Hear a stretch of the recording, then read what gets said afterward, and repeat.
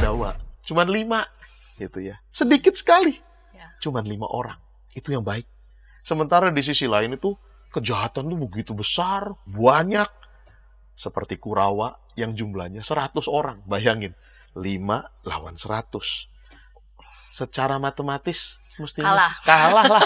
Ya, habis lah gitu. Nggak ada harapan lah gitu. Ya. Tapi disitulah terjadi sebuah keajaiban atau apa ya, bahwa ternyata yang sedikit itu tetap menang.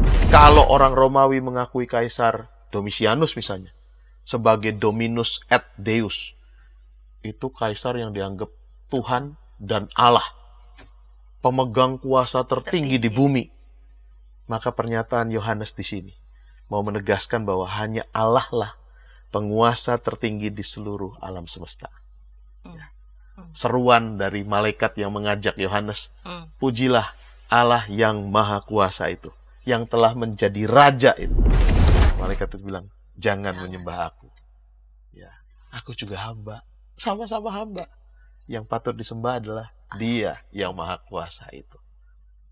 Sebaliknya juga, Bu Santi, jangan sampai kita juga tergoda ketika ada orang mulai menyembah kita. Ya kan? Kan gitu. Kita seneng ya kalau ada orang mulai menyembah-nyembah kita gitu. Wah, kita kayaknya merasa hebat betul gitu ya. Belajarlah seperti malaikat tadi, sadar diri. Ya. Sadar diri, aku bukan Tuhan. Aku hamba. Sama seperti itu.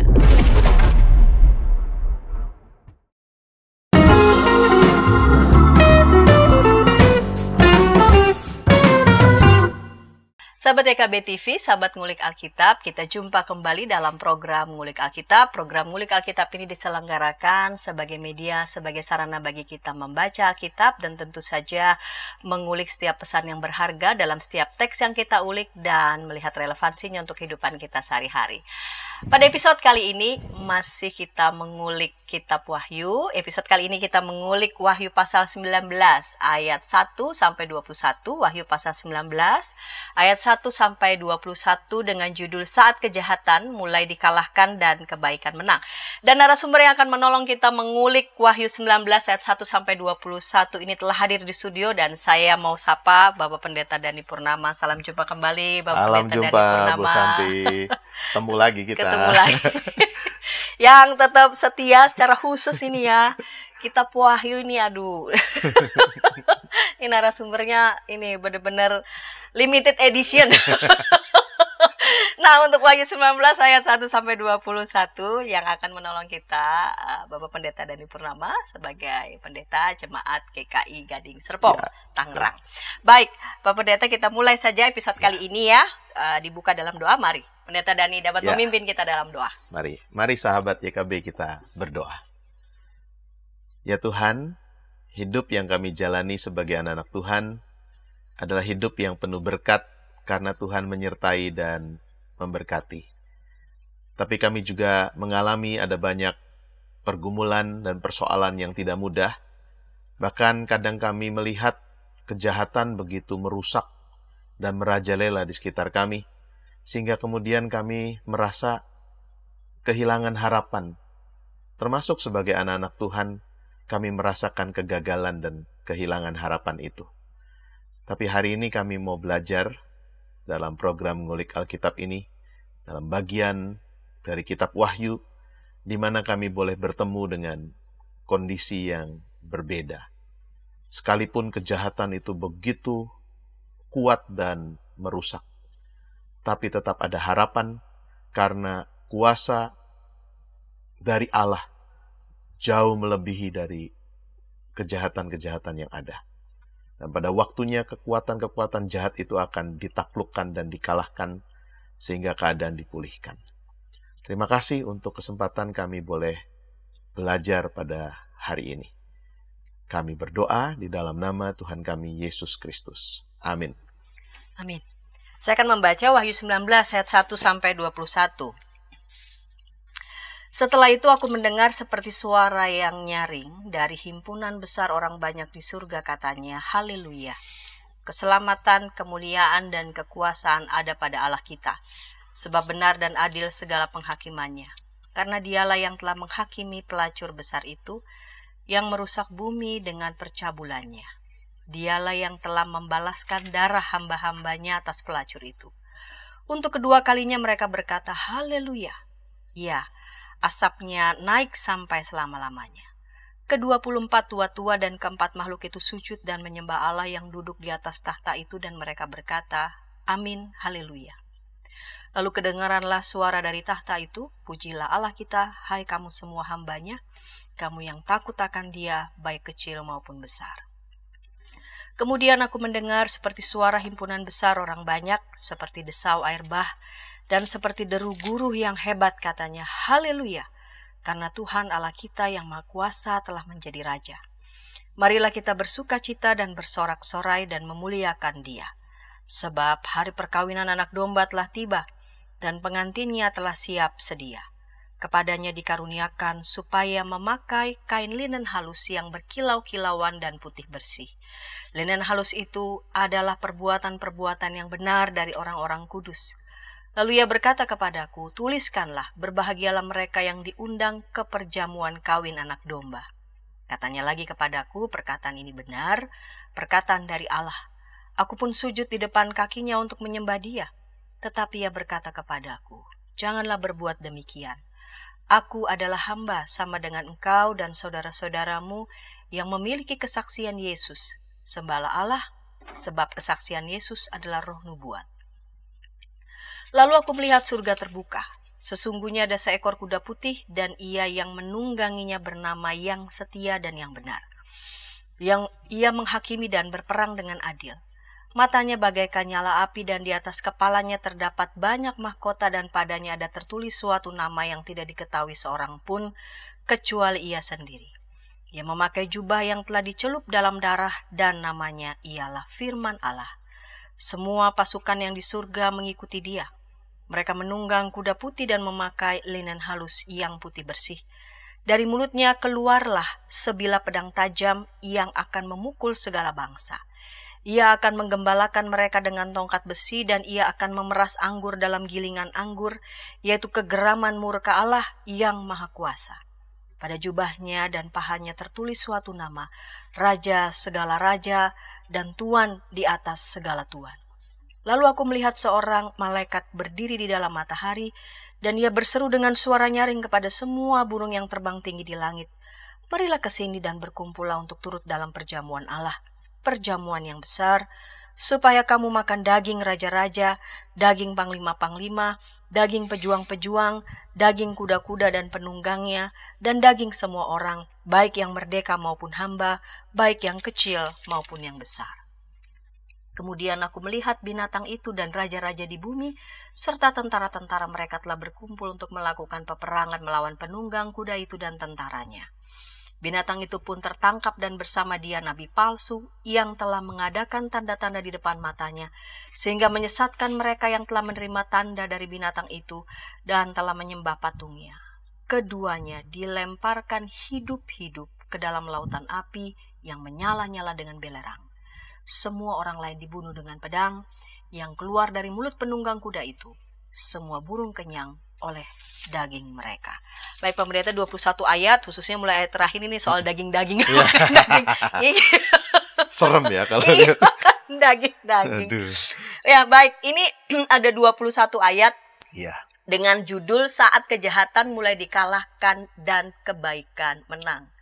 Sebelum kita menafsir setiap ayatnya nih Pak Pendeta, ini kalau dengan judulnya Saat Kejahatan Mulai Dikalahkan dan Kebaikan Menang, ini mau diandaikan tuh seperti apa ya? Betul. Jadi memang Bu Santi, kalau saya mengawali dengan sebuah cerita wayang ya. Rasanya Bu Santi juga suka wayang ya. Nah, saya itu waktu kecil baca Kisah Mahabharata. Iya, saya suka itu nonton. Iya, nonton kalau zaman Bu Santi nonton. Saya baca komik. Wah, jadi memang beda, kayaknya beda luar biasa. Beda generasi ya gitu. Iya. Saya baca komiknya dan itu menarik sekali ya, karena Kisah Mahabharata itu kan memang kisah klasik pertikaian dua keluarga yang sebenarnya masih bersaudara. Keluarga Pandawa dan keluarga Kurawa. kalau kita dalami sebenarnya kisah Mahabharata itu kan mengandung sebuah kebijaksanaan yang amat dalam. Betul. Bukan sekedar peperangan dua wangsa besar ini ya. Betul. Tapi kisah Mahabharata ini kan berisi pertempuran besar di Kurusetra, itu medan perangnya. Ya. Pandawa, Kurawa. Pada dasarnya itu sebenarnya simbolik. Peperangan, pertempuran antara yang baik dan yang jahat. Kebaikan dan kejahatan. Di satu sisi ada yang baik, tapi jumlahnya terbatas. Seperti Pandawa, cuma 5 gitu ya. Sedikit sekali. Ya. Cuma 5 orang. Itu yang baik. Sementara di sisi lain itu kejahatan itu begitu besar, banyak. Seperti Kurawa yang jumlahnya 100 orang. Bayangin, 5 lawan 100. Secara matematis mestinya kalah lah. Ya, habis lah gitu. Nggak ada harapan lah gitu. Ya. Tapi disitulah terjadi sebuah keajaiban atau apa ya, bahwa ternyata yang sedikit itu tetap menang. Ini kan menjadi sebuah penyemangat ya dalam hidup ini. Bahwa mungkin memang di sekitar kita kejahatan tuh banyak, besar. Kalau kita lihat sendiri, baca di koran, baca di media massa, lihat berita, kayaknya kok hidup ini ngeri sekali ya. Kejahatan kok sampai begitu rupa ya, demonik, merusak banget gitu. Betul. Jahat banget gitu. Kayak nggak ada yang bisa melawan gitu ya. Tetapi dengan apa yang kemudian saya belajar waktu kecil itu ya, nggak ada masanya. Yang jahat itu akan selesai. Ya, karena yang baik pasti menang. Dan itu menjadi kemudian sebuah pengantar ketika saya menyiapkan bagian Wahyu 19 ini. Ya. Kenapa diberi judul mulai? Ya, mulai dikalahkan. Saat kejahatan mulai dikalahkan. Karena memang nanti ujungnya masih ada tuh di belakang kan. Sang naganya itu ya. Iya. Bukan bagian saya kan, itu kan. Bukan. Ya. Jangan saya lagi ya. Ya. Yang ada kerajaan 1000 tahun begitu kan. Betul, nah, itu puncaknya gitu di sana. Betul. Nah, ini sekarang nih sudah menuju ke sana. Ya. Bahwa kejahatan kalau kita ngikutin dari bagian-bagian sebelumnya kan seperti dibiarkan begitu terus betul, ya. Betul. Merajalela gitu. Betul. Ya. Tapi dengan mulai di pasal 18, 19. Kebetulan yang 18 itu saya juga ya. Betul. Ya. Kejahatan ini mulai ditaklukkan. Ya. Ini saat kejahatan mulai dikalahkan dan menuju kebaikan yang akan menang. Dan itu kan menjadi senada dengan, masih ingat ya, ketika awal-awal kita membahas bagian Wahyu ini. Kitab Wahyu ini punya pastoral yang kuat. Betul. Iya ya, bahwa mengajak umat Allah dalam sepanjang sejarah gereja, termasuk kita sekarang, untuk being very, very hopeful in the very, very hopeless situation. Tetap punya pengharapan di tengah situasi yang kayaknya hopeless sebenarnya. Dan pada bagian akhir kitab Wahyu, termasuk perikop yang akan kita ulik ini, harapan akan terjadinya kemenangan. Kebaikan menang lawan kejahatan itu. Makin terasa kuat. Ya. Itu rasanya yang bisa jadi sebuah landasan untuk membaca bagian ini hari ini ya. Ya, tampak segar kita dibukanya dengan pewayangan. Mahabharata. Bener ya? Dulu nonton ya. Nonton ya, dan itu setiap hari kan di era saya itu ya. Era saya waktu itu SMP, dan saya sebelum berangkat sekolah, karena waktu itu saya masuknya siang, saya kudu nonton itu dulu, baru saya berangkat sambil lihat. Itu kayak booster ya? Iya, baru kemudian saya bersemangat, dan sepanjang jalan tuh bisa menyanyikan sambil bergumam gitulah. Mahabharata itu loh, karena keren sekali dan bagus sekali. Sebenarnya ada satu bagian di Mahabharata itu, ada satu tokoh lain yang kalau nggak ada tokoh ini sebenarnya Pandawa 50-50 aja dengan Kurawa. Tapi dengan campur tangannya tokoh ini, namanya Krishna. Iya. Ya. Keadaan jadi kemudian berbalik. Dan Pandawa yang 5 itu kemudian bisa menang. Iya. Dan rasanya nanti ada di bagian kita, ada Kristus yang turut campur tangan. Iya. Oh, menarik sehingga yang baik walaupun yang sedikit ini justru dimenangkan. Iya. Baik, kita akan ulik bagian ayat per ayatnya 21 ayat di segmen kedua. Namun sebelum kita dengarkan pesan-pesan berikut ini. Shalom adik-adik. Hari ini Kepik berkeliling dari desa ke desa. Kepik pengen ke rumah Pak Tani. Coba, ada yang tahu nggak di rumah Pak Tani ada apa saja? Ayo coba tebak. Apa coba? Betul, ada sapi. Mo. Mereka sekarang rukun dan jalan bersama-sama pulang ke rumah Pak Tani. Kak Evelyn, tapi sebelum tidur aku mau dengar dongeng dulu. Katanya tadi sudah ngantuk. Pokoknya aku mau dengar dongeng dulu, Kakak. Jadi pangku nih. Kayak cerita ya, siap? Ayam buta hanya bisa mendengar suara orang berseru-seru sambil berlari. Lari, kebakaran. Sekarang kodok lumpuh itu bebas berada di atas punggung semua ayam. Kemanapun dia mau pergi, ayam-ayam siap membawanya dengan senang hati.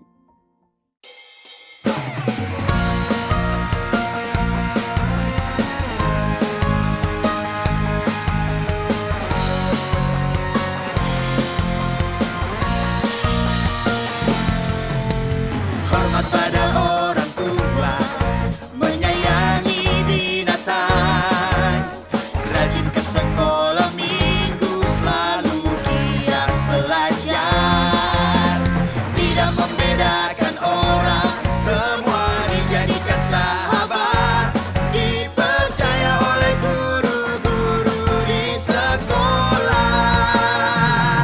Kiki dan Didi, sahabat yang baik, gembira menolong siapapun,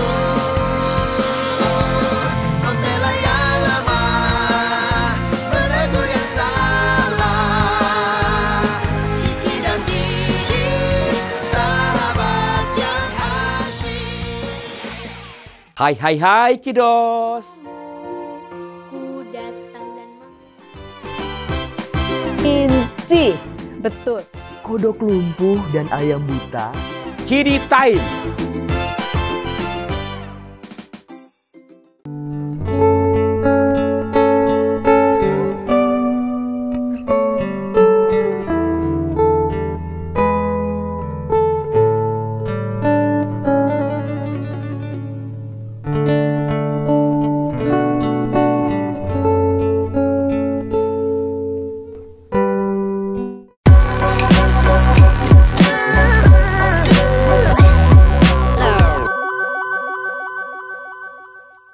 Sahabat EKB, sahabat ngulik Alkitab, senang masih bersama dengan kami dalam program ngulik Alkitab. Pada episode kali ini kita mengulik Wahyu 19 ayat 1-21 dengan judul Saat Kejahatan Mulai Dikalahkan dan Kebaikan Menang.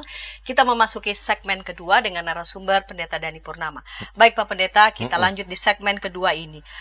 Di pasal 19 LA ini membagi ada 4 perikop. Nyanyian atas jatuhnya Babel, perjamuan kawin anak domba, firman Allah dan binatang serta nabinya dikalahkan.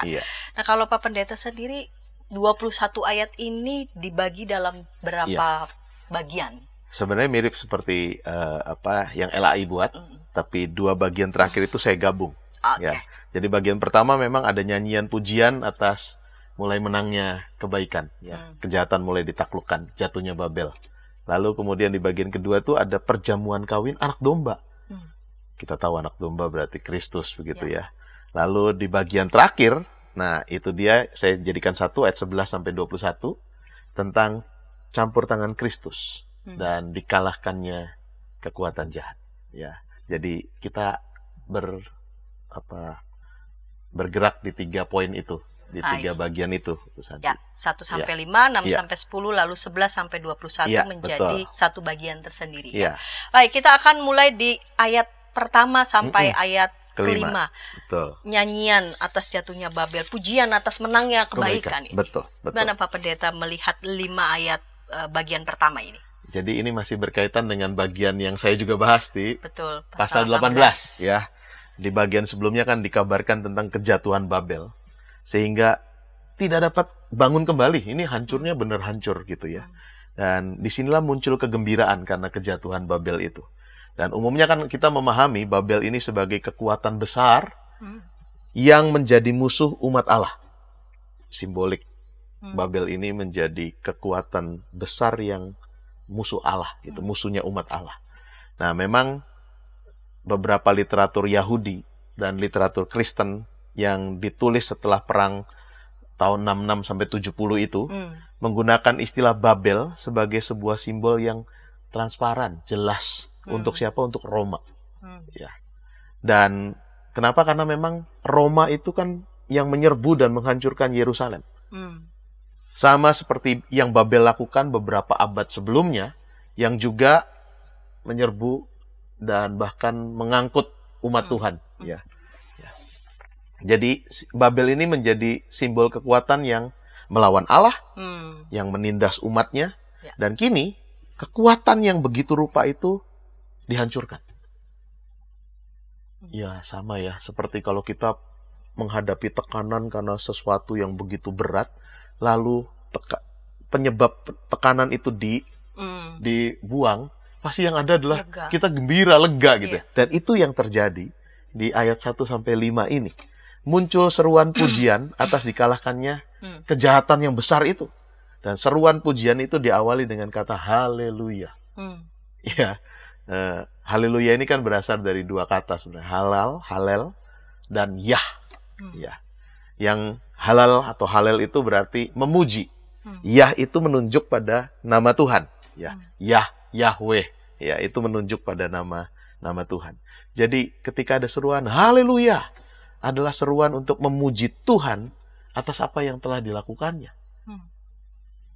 Yohanes mau mengaitkan bahwa kalau Babel jatuh, itu bukan karena ada bangsa lain yang mengalahkan, bukan karena kekuatan orang Israel yang mengalahkan, nggak kuat sama sekali gitu ya.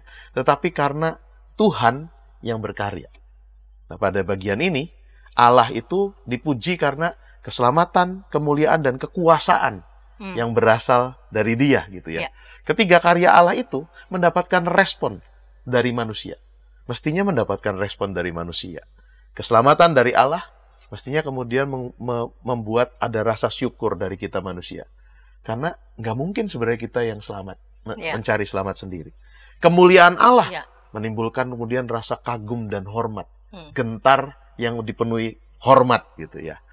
Sementara kekuasaan Allah yang besar itu, yang tampak dalam kasih-Nya itu, melahirkan kemudian rasa percaya penuh bahwa Dia sanggup. Kekuasaannya itu sanggup untuk menopang dan menolong kita.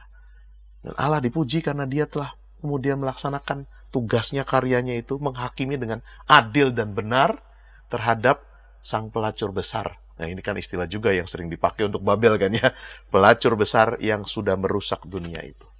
Ya, sekali lagi pelacur besar adalah bahasa simbolik untuk Babel atau Roma itu. Ya, dan nyanyian pujian ini menjadi sebuah jaminan bahwa pada akhirnya Allah yang keselamatan, kemuliaan, dan kekuasaannya tampil itu tidak akan pernah meninggalkan dan membiarkan orang-orang milik kepunyaannya untuk terus ada dalam tekanan dan dirudung oleh kejahatan. Ada masanya mereka yang jahat itu akan dikalahkan. Akan Selesai. Ya, jadi nggak akan berkuasa selama-lamanya. Seterusnya, selama-lamanya. Bahkan kekuatan yang sangat besar yang tidak mungkin dikalahkan dalam ukuran dunia seperti Roma akan hancur. Dan memang betul kan, Iya. ada udah tamat. Betul. Bahkan kalau dilanjutkan kan sebenarnya di ayat selanjutnya ya, bahwa ada seruan lagi kan, haleluya. Karena asapnya telah naik untuk selama-lamanya. Itu ya tadi di ayat berapa? 3 kah? Ya. Iya. Asapnya naik sampai selama-lamanya. Maksudnya apa ini? Ini asap kerajaan Babel itu yang dibakar itu naik selama-lamanya. Artinya Babel tidak mungkin lagi bangkit dari kehancurannya. Sudah dilenyapkan. Gambaran asap yang naik selama-lamanya itu diambil dari Yesaya 34. Jadi ini ambil dari Yesaya 34 ayat 9-10 yang menyatakan begini, sungai-sungai Edom akan berubah menjadi ter dan tanahnya menjadi belerang. Negerinya akan menjadi ter yang menyala-nyala. Dikalahkan. Ya, siang dan malam negeri itu tidak akan padam-padam. Asapnya naik untuk selama-lamanya. Negeri itu akan menjadi reruntuhan. Turun-temurun. Tidak ada orang yang melintasinya untuk seterusnya. Edom di masa lalu dihabisi, dihancurkan. Asapnya terus naik membumbung karena udah nggak bisa dipulihkan. Dan itu penggambaran itu yang dipakai untuk menggambarkan Babel atau Roma di masa Yohanes berkarya itu. Sama, asapnya juga naik untuk selama-lamanya. Nggak akan bisa lagi bangkit. Lalu di ayat selanjutnya ke-24 tua-tua dan keempat makhluk itu sujud. Ini mewakili ini simbol yang khas ya. Iya. Angka 24 berarti 12 kali 2 betul. Nah, ini simbolik kan sebenarnya ini bahwa 12 itu Bapak leluhur suku-suku Israel. Umat pilihan Tuhan yang pertama. Tapi kemudian ada 12 rasul yang mewakili umat Tuhan yang gereja sekarang ini. Ya. Berarti kalau ada 24 tua-tua mewakili itu, sebenarnya secara simbolik ini keseluruhan umat kepunyaan Tuhan. Ya, baik yang ada di masa lalu maupun yang di masa kini. Ya. Umat pilihan pertama maupun umat pilihan yang sekarang. Ya. 24 tua-tua menjadi wakil keseluruhan umat Tuhan dan mereka sama-sama memuji Tuhan bersama dengan 4 makhluk. Ya, itu kan juga pasti sudah dibahas di masa lalu ya. Ada singa, sapi, jantan, dan manusia serta elang. Itu mewakili semua yang paling berani, paling kuat, paling arif, paling cepat. Bahkan juga menjadi simbol kerub kan sebenarnya ini. 4 ini nih simbol kerub, para malaikat. Jadi, selain seluruh umat memuji, seluruh alam juga memuji Tuhan. Representan seluruh alam. Iya. Memuji Tuhan, semua termasuk yang ada juga di makhluk surgawi, para malaikat. Iya. Kita lanjut di bagian yang kedua, ayat 6 dan sampai ayat 10. Pak Pendeta membagi begitu ya. Ayat 6 sampai 10 perjamuan kawin anak domba. Mari di setiap ayatnya apa yang mau disampaikan. Nah, ini menarik. Jadi shin-nya kemudian bergeser ya. Ya. Tetap ada haleluya juga di bagian itu. Betul. Jadi semacam referen haleluya ini ya. Di bagian itu ada haleluya juga. Kembali ada seruan untuk haleluya, pujilah Tuhan gitu ya. Tapi di sini kemudian disebutkan inilah Allah yang maha tinggi itu. Maha kuasa maksudnya. Dipuji karena dia telah menjadi raja. Kita ingat saat itu yang berkuasa raja besar kan, Kaisar Romawi ya. Tapi di sini dikatakan yang layak untuk dipuji itu dia yang maha kuasa. Allah yang telah menjadi raja. Itu artinya, sekalipun di dunia ini ada raja yang begitu kuat kuasanya, besar, bahkan begitu jahatnya, kita tuh punya raja yang berdaulat dan memerintah penuh atas seluruh alam semesta. Dia yang maha kuasa. Kalau orang Romawi mengakui Kaisar Domitianus misalnya sebagai Dominus et Deus, itu kaisar yang dianggap Tuhan dan Allah, pemegang kuasa tertinggi di bumi. Maka pernyataan Yohanes di sini mau menegaskan bahwa hanya Allah lah penguasa tertinggi di seluruh alam semesta. Seruan dari malaikat yang mengajak Yohanes, pujilah Allah yang maha kuasa itu, yang telah menjadi raja itu, mengalahkan kuasa tertinggi yang ada di bumi. Ya. Lalu kemudian dikatakan di ayat 7, ada perkawinan anak domba. Ini telah tiba. Dan pengantinnya juga siap sedia. Anak domba jelas istilah untuk Tuhan Yesus Kristus. Ya. Lalu siapa pengantinnya di sini? Itu kan pertanyaannya ya. Mempelai anak domba adalah umatnya. Umat yang gimana? Yang menanti dengan setia. Ya. Ini menarik sebenarnya Bu Santi. Jadi dalam budaya di sana, ya termasuk juga di kita, kan sebelum perkawinan itu ada pertunangan. Nah, dari pertunangan dimulai, sudah ada ikatan, ada masa menanti sampai perkawinan. Ketika sang mempelai itu datang gitu ya, menjemput pasangannya. Ya. Nah, ketika menanti itulah ujiannya kan sebenarnya. betul. Dari pertunangan sampai ini nih ada Ya. waktu. Ya. Dan disitulah dilihat bagaimana kesetiaan, kasih, ya, saling menerima terjadi. Dan ketika itu teruji, pengantinnya datang, siap sedia, terjadilah yang namanya perkawinan. Itu menjadi gambaran juga ya. Ya, ketika sang anak domba itu waktunya telah tiba, datang. Dan bukankah memang hubungan Allah dengan umatnya juga kerap digambarkan seperti hubungan pengantin ya? Iya. Eh, Lambang kebersatuan ya. Iya, lambang kebersatuan di mana hubungan yang dibina itu penuh kasih, penuh kesetiaan, dan juga ada kegembiraan di dalamnya. Dan itu yang terjadi ketika sang pengantin menjemput umatnya. Yang diberi apa tadi? Kain lenan Iya, kain linen halus, Halus. yang berkilau-kilauan dan putih, putih. bersih. Selalu ya, lambangnya tuh kain putih ya. Iya. Kita ingat ketika di bagian sebelumnya juga kita bicara tentang umat yang memakai kain putih. Putih. Itu simbolik sebagai umat yang memang bertahan, tetap setia, tetap menjaga kekudusan hidupnya di tengah tekanan kejahatan yang luar biasa. Mereka tetap bertahan.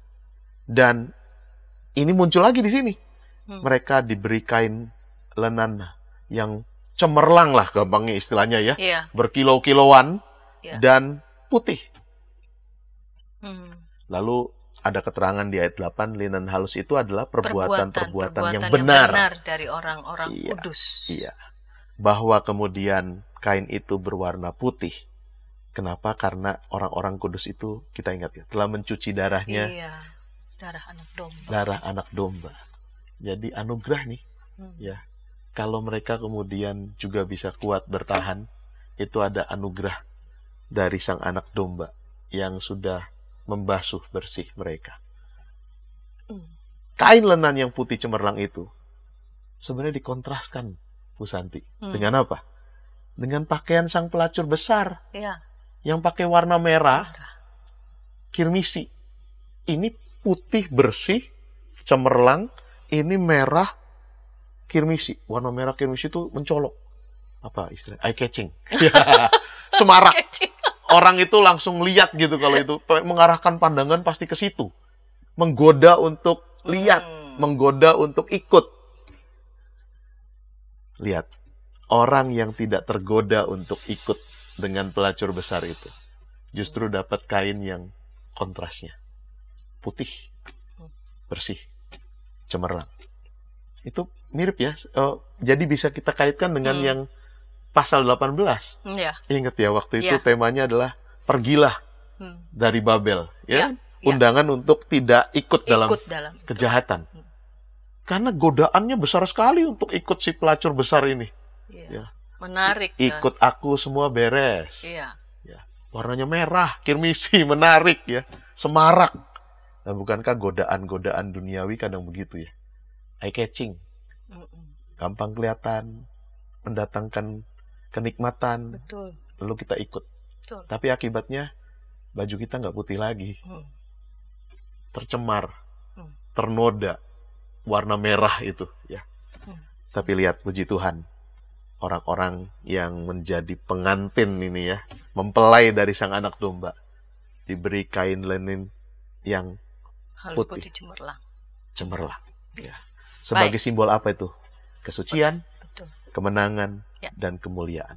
Dan menarik, itu adalah pakaian yang dipakai oleh pahlawan perang saat pulang membawa kemenangan dari medan perang. Jadi bukan kain merah, kain putih. Bukan kain kemuliaan merah ya, Iya. justru putih. Putih. Ya, itu tradisi di sana. Menarik ya, dikaitkan dengan ini loh, seperti pahlawan perang loh. Kita ini pakai baju putih ini. Pahlawan perang yang pulang dari medan perang Membawa bukan kemenangan. kalah tapi menang. Membawa kemenangan. Iya. Baik. Baik Pak Pendeta, kita lanjut di sedikit lagi ya. Ada 2 ayat bagian belakang dan tentu saja di bagian ketiga, dan kita akan juga mau melihat relevansinya Iya, di kehidupan iya, sehari-hari. Kita akan ulas segmen ketiga, namun sebelumnya kita dengarkan pesan-pesan berikut ini. Shalom adik-adik. Hari ini Kepik berkeliling dari desa ke desa. Kepik pengen ke rumah Pak Tani. Coba, ada yang tahu nggak di rumah Pak Tani ada apa saja? Ayo, coba tebak. Apa coba? Betul, ada sapi. Mo, mo, mo. Mereka sekarang rukun dan jalan bersama-sama pulang ke rumah Pak Tani.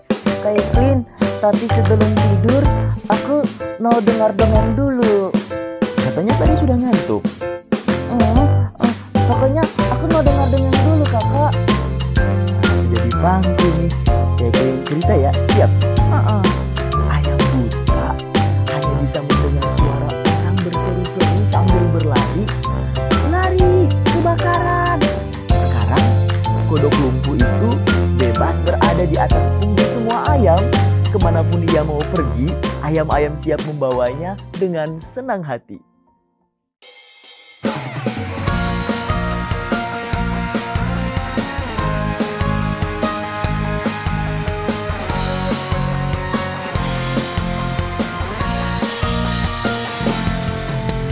Hormat pada orang tua, menyayangi binatang, rajin ke sekolah minggu, selalu giat belajar, tidak membedakan orang, semua dijadikan sahabat, dipercaya oleh guru-guru di sekolah. Kiki dan Didi, sahabat yang baik, gembira menolong siapapun, membela yang lemah, menegur yang salah.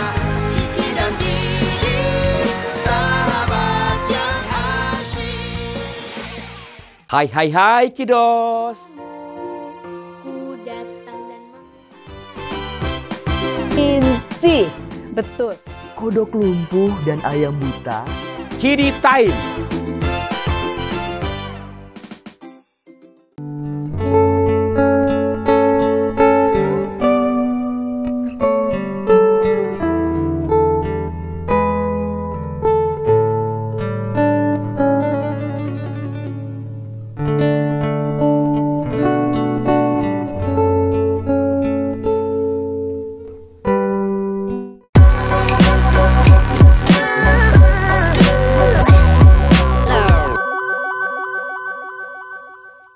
Sahabat TKB, sahabat ngulik Alkitab, senang masih bersama dengan kami dalam program ngulik Alkitab. Pada episode kali ini kita mengulik Wahyu 19 ayat 1-21 dengan judul Saat Kejahatan Mulai Dikalahkan dan Kebaikan Menang. Kita memasuki segmen ketiga, segmen penutup ini. Pak Pendeta Dhani, mari kita lanjutkan. Masih di bagian kedua ada di ayat 9 dan di ayat 10. Berbagailah mereka yang diundang ke perjamuan kawin. Siapa mereka yang diundang? Iya, jadi menarik ya, yang diundang ke perjamuan kawin ini tentu adalah seluruh umat yang percaya. Tapi ingat juga bahwa Yesus juga pernah mengajarkan tentang perumpamaan orang-orang yang diundang ke perjamuan pesta perjamuan kawin. Tidak semuanya yang diundang itu datang untuk memenuhi undangan. Ada saja alasannya macam-macam kan. Masih ada kesibukan, ada urusan keluarga begitu. Itu kan mirip nih seperti ini ya. Tidak semua juga akhirnya datang memenuhi undangan. Yang datang adalah mereka yang menjaga hidupnya tetap kudus tadi, yang putih di hadapan Tuhan. Ya. Kalaupun ada juga yang datang akhirnya ditolak. Kenapa? Karena mereka datang dengan sembarangan, tidak dengan pakaian yang selayaknya. Dan menariknya, ya, di ayat 10 disebutkan setelah mendengar perkataan malaikat itu. Setelah ada scene tentang perkawinan anak domba dengan diingatkan bahwa kita nih umat yang diundang, yang umat yang menjadi mempelai juga harus berpakaian linen, halus, putih cemerlang. Lalu masuklah kepada bagian yang dihadapi oleh Yohanes.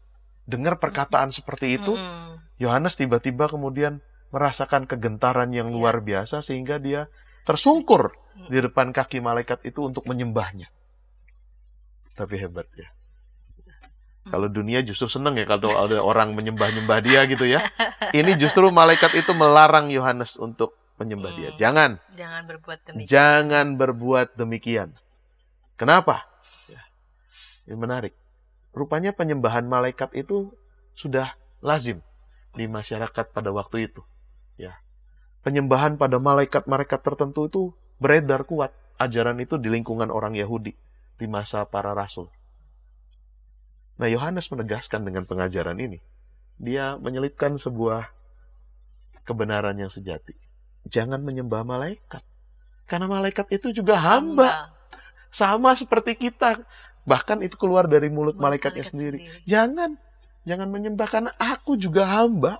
Sama seperti engkau. Waduh, luar biasa ya. Walaupun mereka diberikan kekuatan yang lebih biasanya ya. Iya. Ilahi banget, makhluk ilahi banget ini. Tapi mereka katakan kami juga hamba. Mereka punya status yang sama di hadapan Allah. Yaitu hamba atau pelayan yang membawa kesaksian tentang Tuhan Yesus.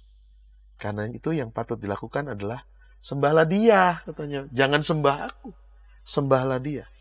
Bukan yang lain. Ya. Itu menutup bagian yang kedua, soal perkawinan anak domba. Ya. Ini menarik ya, jadi justru keluar dari mulut malaikat, jangan sembah aku, kita sama-sama hamba, melainkan sembahlah Allah sendiri. Iya, betul. Bagian yang ketiga ini campur tangan Kristus.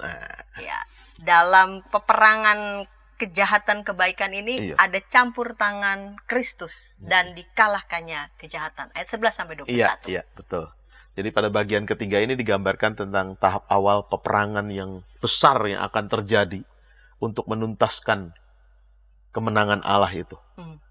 Tokoh utama di sini yang ditampilkan Kristus dengan penggambaran yang semarak meriah nih ya. Dia dikatakan sebagai yang setia dan yang benar. Dan karena setia dan benar itu dialah yang berhak menghakimi dan juga berperang dengan adil. Ya. Lalu dia juga disebut namanya Firman Allah. Iya. Ya. Selain itu disebut juga di bagian di ayat 16, dia adalah Raja segala raja dan Tuhan di atas segala Tuhan. Ya, diberikan berbagai atribut ini ya untuk menegaskan ini bukan tokoh biasa ini. Ya, ini punya kuasa yang besar. Kekuatan yang hidup yang sanggup untuk menaklukkan. Dan penampilannya juga penuh kekuatan. Matanya bagaikan nyala api. Sejak awal kan ketika bertemu dengan jemaat-jemaat ya, ada kan matanya seperti nyala api. Nah, ini diulang lagi di sini. Nyala api itu menjadi simbol sebenarnya kemarahan terhadap musuh dan murka terhadap kejahatan. Ya, matanya terbuka dan menyala. Jadi maksudnya apa? Melihat dan tidak membiarkan kejahatan itu terus berlangsung. Dan di atas kepalanya ada banyak mahkota. Melambangkan apa ini? Melambangkan kedaulatan penuh atas wilayah yang tak terhitung banyaknya. Nggak disebut jumlahnya, disebut banyak. Berarti kan ini seperti raja untuk wilayah-wilayah tertentu dan itu tak terhitung jumlahnya. Simbol supremasi Kristus atas seluruh bumi ini, seluruh alam semesta ini. Nah, yang menarik penampilannya yang lain adalah jubahnya dicelup dalam darah. Nah, ini jangan salah dengan yang tadi. Bersih karena dicelup dalam darah anak domba. Loh, ini kan anak dombanya sendiri nih. Masa dia celupkan jubahnya pada darahnya sendiri? Bukan. Ini juga simbolis nih ya. Sekali lagi ini simbolis bukan darah anak domba untuk menghapus dosa. Tapi darah di sini adalah simbol darah musuh-musuh yang telah dikalahkannya. Ini sesuai juga kebiasaan pada masa itu. Panglima perang yang menang akan mencelupkan jubahnya ke dalam darah musuh yang telah dikalahkannya. Ya. Menarik supaya bajunya itu tetap ada percikan atau darah dari musuh. Ya. Supaya menjadi simbol saya sudah menaklukkan, menang. Ya. Nah, segala kekuatan yang memusuhi Allah itu dikalahkan oleh tokoh utama ini. Dia membawa sebilah pedang tajam untuk memukul segala bangsa. Gada besi untuk menggembalakan bangsa-bangsa. Biasanya kalau menggembalakan pakai tongkat kayu kan ya? Ini pakai gada besi. Berarti untuk apa? Menghajar kan? Iya. Ini simbolik semua ini. Ya, bukan tongkat untuk menjaga, tapi untuk menghajar, menghancurkan loh. Ya. Iya, Anggur yang akan diperas dalam kilangan untuk menggambarkan musuh-musuhnya diperas, dilumat, dihancurkan sampai habis. dalam gilingan. Luar biasa. Kegeraman murkanya. Murkanya. Ya. Dan akhirnya kemudian di ayat 17 sampai 21 memang disebutkan siapa saja sih kekuatan-kekuatan musuh yang dikalahkan tokoh utama ini. Di sana ada raja-raja di bumi dengan semua pengikutnya. Ada binatang dan nabinya yang palsu. Iya. Sekali lagi semua ini simbolik kan ya. Lalu nanti lanjut sebenarnya berkaitan dengan pasal 20. Iya. Yang akan dikalahkan lagi adalah sang naga. Nah, Ya. itu biar bukan bagian Musuh saya ya. Saya hanya bagian raja-raja di bumi dan binatang dan nabinya. Semua penggambaran itu kan menjadi wakil kekuatan yang selama ini memusuhi Allah dan umatnya. Yang umat Allah itu dibuat susah. Siapa aja mereka? Binatang buas itu kan menjadi gambaran Kaisar Romawi yang menuntut penyembahan terhadap patungnya, terhadap dia. Sementara nabi-nabi palsu adalah orang-orang yang mengatur penyembahan pada kaisar itu. Ini antek-anteknya lah ya. Orang-orang yang menerapkan di wilayah-wilayah harus menyembah patung binatang ini. Patung kaisar berarti. Orang-orang yang punya tanda dari binatang itu adalah siapa? Mereka yang menyembah di kuil kaisar. Menyembah pada sang kaisar. Semuanya dikumpulkan di hadapan Kristus. Mereka nggak punya kekuatan apa-apa. Kecuali ditaklukkan, dilumat, dan dihabisi. Bahkan tadi ya, dagingnya itu jadi makanan. Habis betul ini sih. Ya, dibuang ke api, lautan api. Lalu yang lain, dagingnya diserahkan burung-burung sampai kenyang. Makan. Habis semua. Iya, dibunuh dengan pedang. Iya. Yang keluar dari mulut penunggang kuda itu semua burung kenyang oleh daging mereka. Iya, baik Pak Pendeta. Dengan gambaran ini ya dari 21 ayat ini, apa relevansinya untuk kehidupan kita dengan judul saat kejahatan mulai dikalahkan dan kebaikan menang. Oke. Dengan kita yang masih hidup di dunia ini. Iya, yang kadang masih penuh kejahatan di kanan kiri ya. Pertama-tama adalah ajakan untuk memuji Tuhan. Ya, seruan memuji Tuhan itu bukan nanti setelah naganya dikalahkan kan, tapi sudah sejak ya ini nih, Babel mulai diruntuhkan, ya, binatang ya dan nabinya yang palsu dikalahkan. Umat sudah mulai diajak untuk memuji Tuhan. Keadaan belum menang 100%, tetapi sudah kelihatan ada pengharapan. Ya. Karenanya ajakan berseru haleluya, pujilah Tuhan itu adalah mengingatkan kepada kita bahwa Dia itu ada dan karyanya nyata. Maka jangan lupa dengan itu. Mungkin keadaan kita masih berat. Ya. Mungkin kalau musim tuh disebutnya masih musim gugur ya, belum musim semi dan belum musim panas. Tetapi tidak menghalangi kita untuk memuji Tuhan. Ya. Karena Dia hadir, Dia kuasa dan kemuliaan serta keselamatan yang diberikannya sudah kita alami. Karenanya pujilah Dia dalam keadaan apapun. Itu pembelajaran yang pertama. Pujilah Dia dalam keadaan apapun.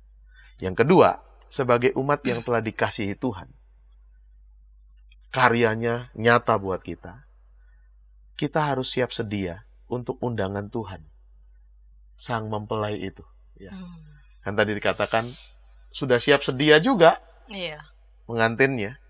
Nah, yang diundang dalam perjamuan kawin sebagai pengantinnya adalah mereka yang tadi diberi baju kain lenin halus yang putih dan cemerlang. Itu artinya kita diminta siap sedia juga menjaga hidup kita dalam keadaan apapun untuk tetap setia, benar, kudus sebagai pengikut Tuhan. Bahwa benar ada pelacur besar di sekitar kita dengan warna merah menyalanya yang menggoda. Mungkin juga ada binatang buas yang menerkam kita dengan kejahatannya yang menekan. Sekeliling kita ada begitu. Godaan ada, ancaman ada. Tapi sebagai anak Tuhan, kita dipanggil untuk menjaga hidup tetap benar, kudus, sehingga seperti kain tadi putih, halus, dan cemerlang. Ya. Dan itu dilawankan dengan tadi kain merah kirmisi. Yang terkesan mempesona. Mempesona, tetapi justru membawa kita pada godaan yang menghancurkan. Jangan ikut dalam godaan kejahatannya. Bahan sebelumnya. Ya. Jangan ikut pada Babel. Pergi, keluar dari situ, ya, supaya kita tidak cemar dan sebaliknya hidup benar, kudus dan setia. Itu yang kedua, Bu Santi. Masih ada 2 lagi, ya, sabar. Ya. Yang ketiga adalah ingat, semempesona apapun kuasa lain ya, di luar Allah, jangan pernah menyembah itu. Ya tadi ya kejadian ketika Yohanes terpesona dengan malaikat yang berseru kepadanya sampai dia gentar sujud menyembah. Malaikat itu bilang, jangan menyembah aku. Ya, aku juga hamba, sama-sama hamba. Yang patut disembah adalah Dia yang Maha Kuasa itu. Sebaliknya juga, Bu Santi, jangan sampai kita juga tergoda ketika ada orang mulai menyembah-nyembah kita. Ya kan? Kan gitu. Kita seneng ya kalau ada orang mulai menyembah-nyembah kita gitu. Wah, kita kayaknya merasa hebat betul gitu ya. Belajarlah seperti malaikat tadi, sadar diri. Ya. Sadar diri, aku bukan Tuhan. Aku hamba, sama seperti itu. Bisa saja kan dalam pelayanan kita mungkin kemudian kita jadi begitu hebat ya. Orang terpesona, orang kagum. Orang kemudian menyembah-nyembah kita. Gitu. Betul. Kita harus sadar diri ya. Kalau yang pertama tadi, ingat Tuhan ada, maka terus memuji Tuhan. Dalam keadaan apapun. Yang ini nih, sadar diri. Bukan kita yang disembah. Bukan kita yang disembah. Dan juga jangan nyembah yang lain di luar Allah. Hanya Allah yang patut disembah. Ialah yang berdaulat dan berkuasa penuh. Yang terakhir, Bu Santi, sehebat-hebatnya kekuatan jahat. Nah, ini si tema umum dari kitab Wahyu. Sehebat-hebatnya kekuatan jahat. Mereka kemudian ada batasnya. Tidak akan selama-lamanya mereka dibiarkan melakukan apa yang jahat itu. Di hadapan Kristus, Sang Firman Allah, Dia yang setia dan benar, Raja di atas segala raja, kejahatan itu takluk. Dibatasi. Tidak selama-lamanya mereka berkuasa, karena saat Sang Kristus bertindak, semua dikalahkan. Yang jahat itu. Dan keadaan dipulihkan. Itu Bu Santi. Ini yang menarik ya. Kitab Wahyu penuh dengan kalimat simbol. Dan beberapa cukup banyak yang menyeramkan, tapi justru pesan pastoralnya kuat sekali. Betul. Itu yang menarik. Itu yang menarik. Pesan pastoralnya justru sangat kuat. Sangat kuat. Begitu. Dan itu tadi ya, 21 pasal justru yang saya cermati itu ya, pesan pastoralnya sangat kuat. Sangat. Karena memang ini untuk umat yang sedang ada dalam penderitaan dan tekanan, karena kekuatan demonik di sekitarnya yang begitu kuat. Ya. Mengerikan. Hampir nggak bisa membayangkan bahwa Roma yang begitu sangat berkuasa bisa jatuh. Bisa jatuh. Bahkan beralih menjadi pengikut Kristus. Aneh. Aneh ya. Iya, itu yang logika dunia itu hampir tak terbayangkan, tapi ternyata betul-betul hancur ya, betul-betul lumat begitu, dan hanya kekuatan Allah yang tetap tegak selama-lamanya. Ya. Baik Pendeta, terima kasih menyingkapkan justru pesan pastoral kepada kita semua, pada kita semua yang juga masih berziarah dalam kehidupan ini. Ya, Wahyu 19 ayat 1-12 dengan judul Saat Kejahatan mulai dikalahkan dan kebaikan menang. Kita diingatkan untuk memuji Allah dalam segala keadaan. Lalu kemudian kita diajak untuk setia atas undangan Tuhan. Lalu kemudian diajak untuk jangan menyembah siapapun dan jangan tergoda untuk disembah, karena itu juga bisa menjadi perangkap dan jebakan. Dan sehebat-hebatnya kekuatan jahat, semempesona apapun, jangan menyembah itu, melainkan sembahlah pada Allah yang tetap berkuasa sampai selama-lamanya. Terima kasih Pendeta Dhani untuk Sama-sama. ulikan Wahyu pasal 19 ayat 1-21 dan tayangan ini, ketika tayangan ini memberkati para sahabat-sahabat dapat memberikannya kepada sebanyak mungkin orang dan dapat menekan tombol like maupun subscribe sehingga boleh mendapatkan update dari tayangan YKB TV. Kita akan menutup episode kali ini dalam doa. Mari Pendeta Dhani dapat memimpin kita dalam doa. Mari kita berdoa.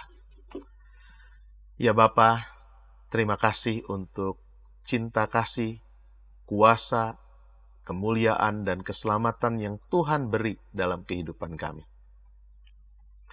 Sekalipun kami lemah, kami tetap mampu untuk berjuang dan menang dalam pergumulan karena ada Tuhan yang hadir. Terima kasih untuk hari ini kami diingatkan terus memuji Tuhan dalam sepanjang kehidupan kami, dalam segala keadaan.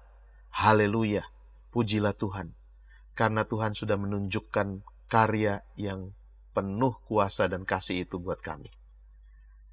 Kami juga diminta untuk tetap bertahan, setia, menjaga kekudusan dan hidup benar, supaya kami siap sedia ketika undangan dari Sang Anak Domba datang. Ajar kami juga untuk menyembah dengan benar hanya kepada Tuhan, bukan kepada yang lain. Dan biarlah di tengah berbagai pergumulan hidup yang berat yang kami jalani, kami yakin ada kuasa Kristus yang besar, yang sanggup mengalahkan itu semua, dan mereka punya batas, tidak akan selama-lamanya kejahatan itu berkuasa. Kami menantikan dengan penuh semangat dan penuh harapan karya Tuhan dinyatakan dalam kehidupan kami, pemulihan-pemulihan dinyatakan dalam kehidupan kami. Terima kasih Tuhan, inilah kami naikkan doa ini hanya di dalam nama Tuhan kami Yesus Kristus. Amin. Amin.